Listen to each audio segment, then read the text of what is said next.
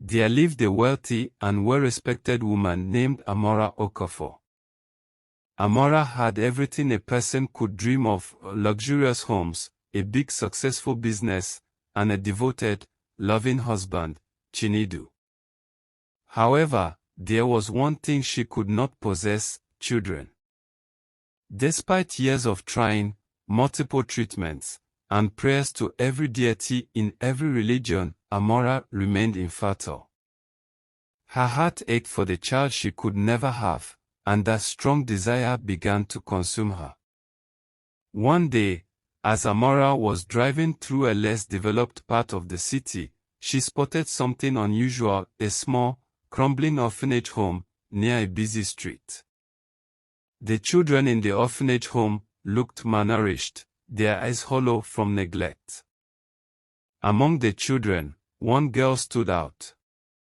She was not more than 7 years old, but she had a strange character and faith, with unnatural aura around her. Her skin was pale, her hair black as coal, and her eyes, dark and cold. Her looking seemed very different, and she was so attractive to Amora's soul. The girl's name was Ifeoma, and rumors had swirled for years about her, stories of her bringing misfortune and strange happenings to anyone who abducted her. But to Amora, the child felt different. She saw a reflection of her own deep loneliness in Ifeoma's eyes, and she was inexplicably drawn to her. One evening, she visited the orphanage home and she made an arrangement with the headmistress, a kind but frightened woman who had grown cautious of the rumors about Ifeoma. "I will adopt her," Amora said, her voice firm but with a hint of desperation. "I will take care of her. You won't need to worry about her anymore." The headmistress hesitated, but seeing Amora's wealth and the promise of a better life for the child, she unwillingly agreed. As soon as Ifeoma entered Amora's home, strange things began to happen. At first, it was small. Objects in the house would move on their own, lights would flicker, and Amora would hear faint whispers in the night. But as days passed, the occurrences grew more unsettling. Ifeoma would sit silently in dark corners, her gaze distant, as if she was talking to someone unseen. Amora began to feel an unshakable sense of dread, as though her life was unraveling around her. Chinedu, her husband, noticed the changes too. He had been distant for a while, caught up in the demands of his business, but now he was concerned. The once joyful home was now filled with a mysterious tension, and Amora's began having ill symptoms. She would sleep for hours during the day, her appetite to eat was diminished, and a deadly illness overtook her complexion. But Ifeoma seemed untouched by time or suffering, her cold staring eyes growing more piercing with each passing day.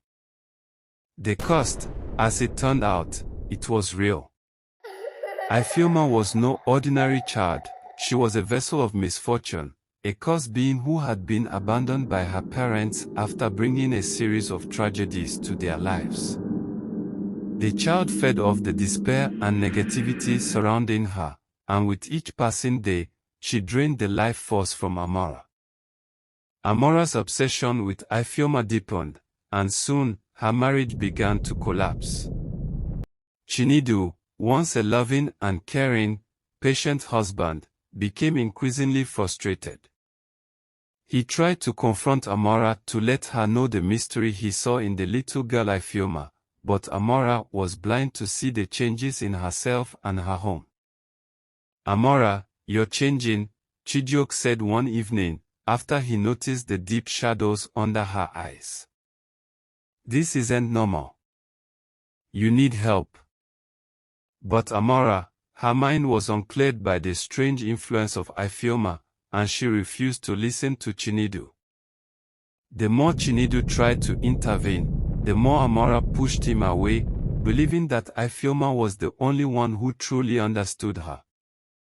Amora had become possessed, blind to the fact that she was losing everything to her evil adopted child. The final straw came one night when a fire broke out in their mansion, consuming half of their home.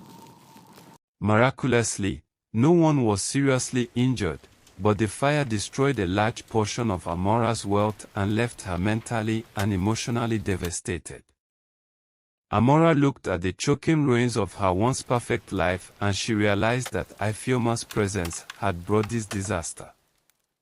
The child had been the root for everything falling apart, her infertility, her ruined health, her crumbling marriage, and now this destruction. It was then that Amora understood the terrible truth. The curse had been eating away at her, her marriage, her very soul. She confronted Ifeoma in a rage. "Why have you done this?" Amora screamed. "I gave you everything. I wanted a child so badly, but not like this. Not like this." Ifeoma simply stared at her, unblinking, her lips curling into a faint, unsettling smile. "You wanted me. And now I own you." In that moment, Amora made a wrong decision due to she could no longer control the curse that had stolen her life away and manipulated her. The evil spirit led Amora to divorce Chinedu. Chinedu, knowing that Amora had become a shell of the woman he had once loved. Chinedu was heartbroken but unwilling to stay in a marriage that had been poisoned by the agent of darkness Ifeoma, and so he agreed to sign the divorce paper. The divorce was swift, and Amora was left alone with Ifeoma in the ruins of her wrecked and possessed life. But the curse was not finished. After Chinedu's departure, Amora began to deteriorate physically and mentally. Ifeoma was now fully in control. She showed her true evil power. Amora's wealth dissipated, her business fell apart, her health situation grew worse, and she became a shadow of her former self. Each day, Ifeoma would sit quietly, watching as Amora's wealth faded away. One evening, Amora, broken and defeated, she sat down in the crumbling mansion, gazing out at the city.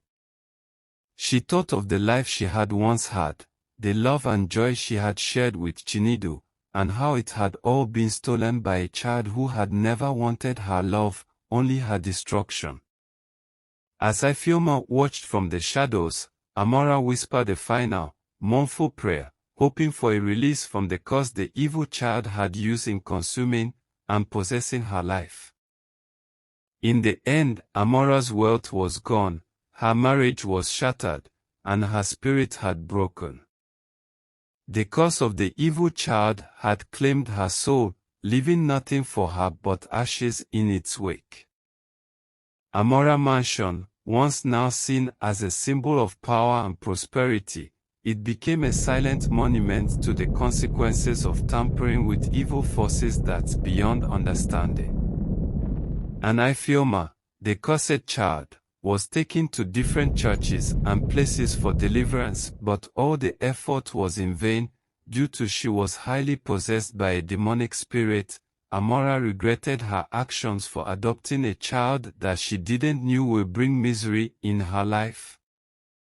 I hope you enjoyed watching the tale. If so, kindly like, share and subscribe to my channel.